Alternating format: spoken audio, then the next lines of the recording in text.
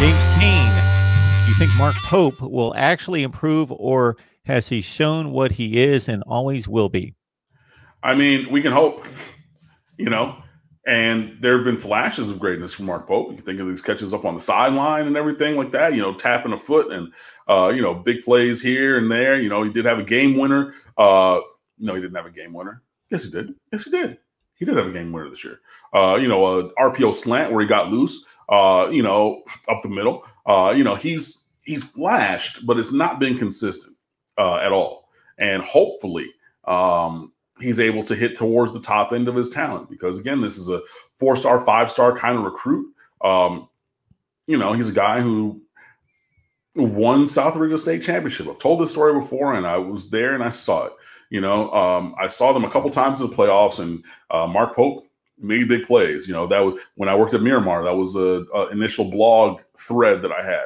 It was Tracy Howard makes big plays, because his senior year in 2011, those playoffs, every single week, Tracy Howard did something that helped Miramar win that game. And when Mark Pope was in high school at Southridge, it was Mark Pope makes big plays. Now, there were other guys as well who went to Power 5, but he's the one who really set things off. In the state championship game, long story short, they were losing. They ran a go route up the left sideline for D. Wiggins, his high school teammate. It fell incomplete. They called a timeout.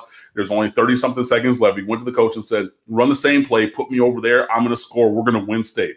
They ran the same play. They put him over there. He caught it. Moss dude ran up the sideline, and they won state because he's like that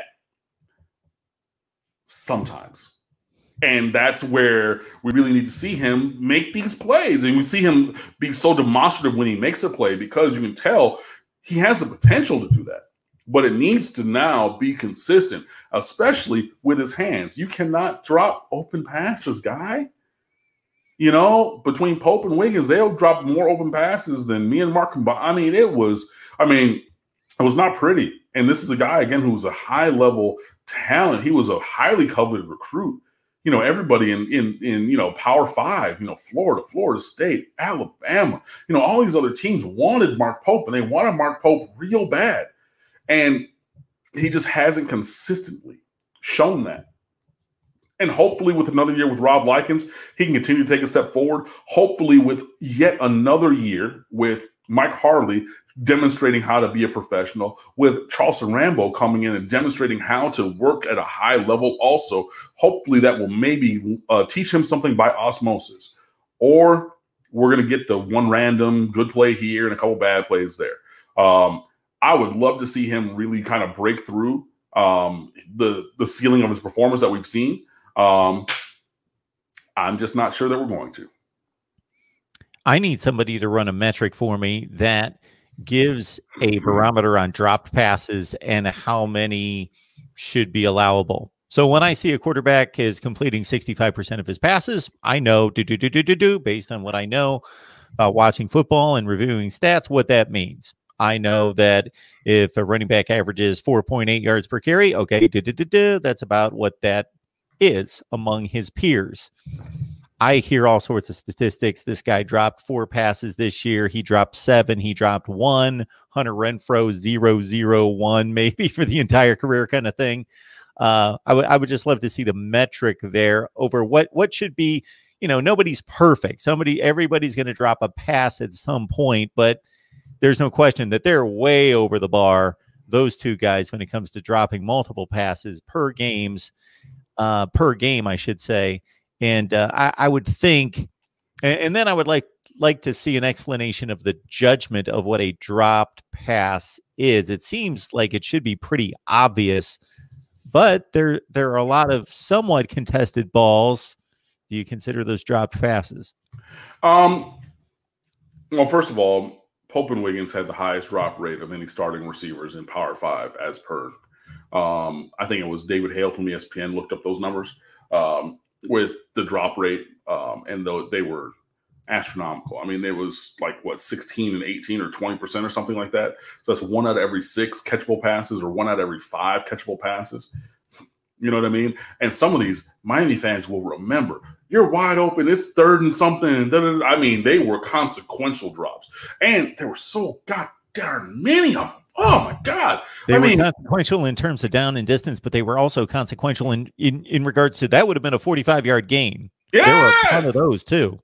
I mean, yeah. I mean, the hidden yardage from these things, exactly. It wasn't, they weren't all, 3 yards on 3rd and 2, which is consequential, but it could be 2nd and 7, 50 yards over the top, dropped it. Okay, now it's 3rd and whatever, you're behind the sticks. You're just like, bro, that's a field flipping play, and there's that. But I mean, yeah, it was just not a great season in terms of that for them, even with some of the good things that they did. There were just far too many drops, and I don't know if they weren't looking the ball in or were excited to maybe get in the open field or whatever. But I mean, it just wasn't great. But yeah, I mean, I would think that, if it hits you in your hands in kind of normal body ergonometry, then it would need to, that's a drop. If it's this, like a diving to the back line of the end zone, contested defender right there, that's an incomplete pass. That's not necessarily a drop. You hit a square in on, a 12-yard square in on 3rd and 9, wide open in the middle of zone. That's a drop. You know what I mean? But yeah, I agree with you. It would be interesting kind of a thing to really sit there and quantify all of those things. Kind of reminds me, I think Bomani Jones talked about, he would read a dissertation about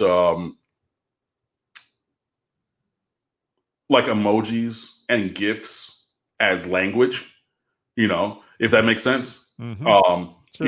Yeah, it's like something like that. Like, but really, like looking at it and studying it and saying, okay, like, yeah, we know that, like, for jokes and everything, but if you look at it as lexicon, for the language and everything, how does that mean? How does it come together? And like actually quantifying that from a linguistic standpoint, which is an interesting kind of a thing. So looking at drops in that same kind of way, classifying, quantifying in a similar academic kind of a way, would be an interesting pursuit. And I would definitely read that if somebody were to do that.